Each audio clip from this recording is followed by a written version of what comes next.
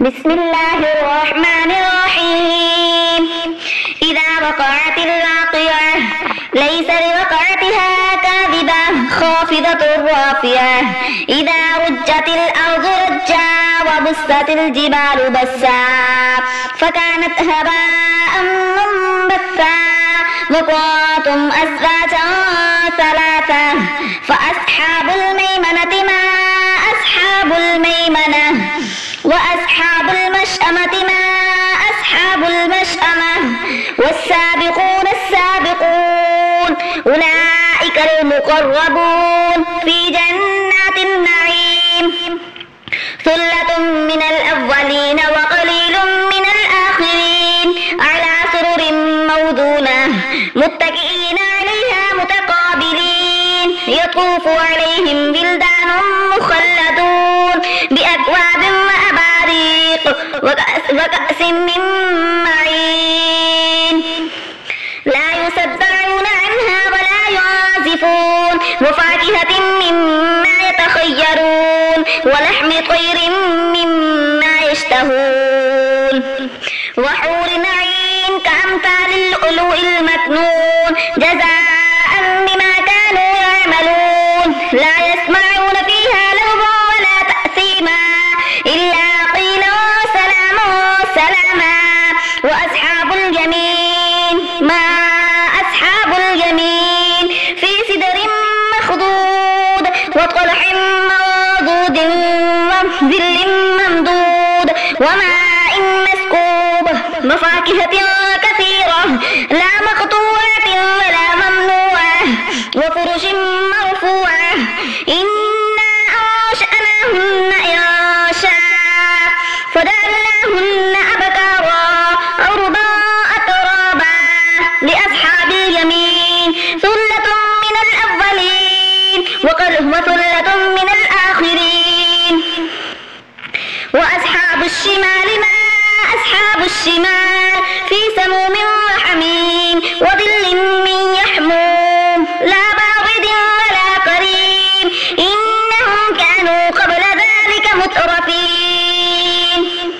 وكانوا يصرون على الحنث العظيم وكانوا يقولون أئذا متنا وكنا ترابا وعظاما أئنا لمبعوثون أوآباؤنا الأولون قل إن الأولين والآخرين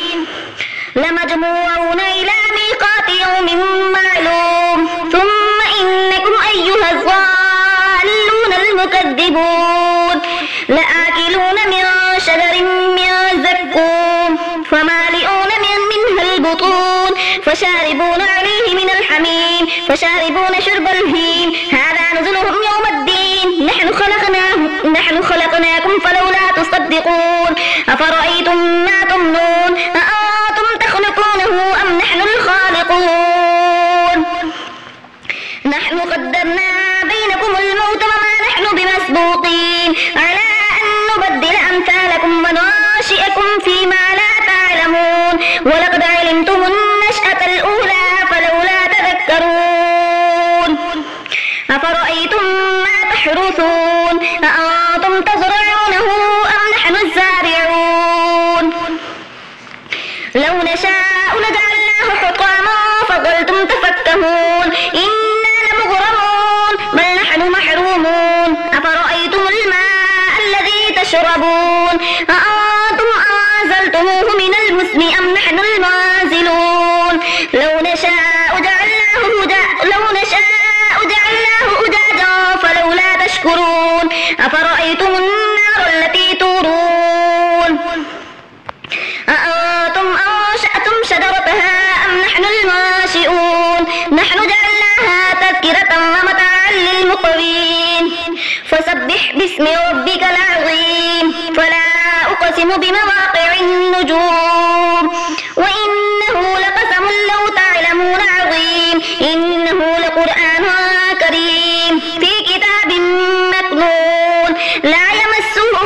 إلا المطهرون تنزيل من رب العالمين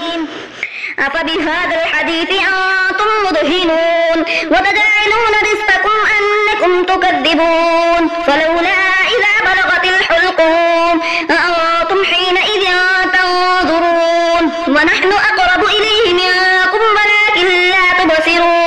فلولا إن كنتم غير مدينين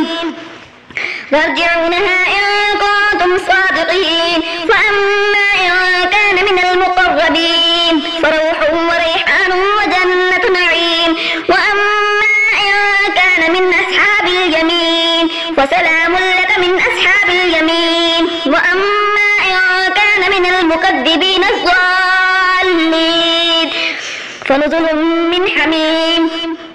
وتصلية جحيم. إن هذا لهو حق اليقين. فسبح باسم ربك العظيم.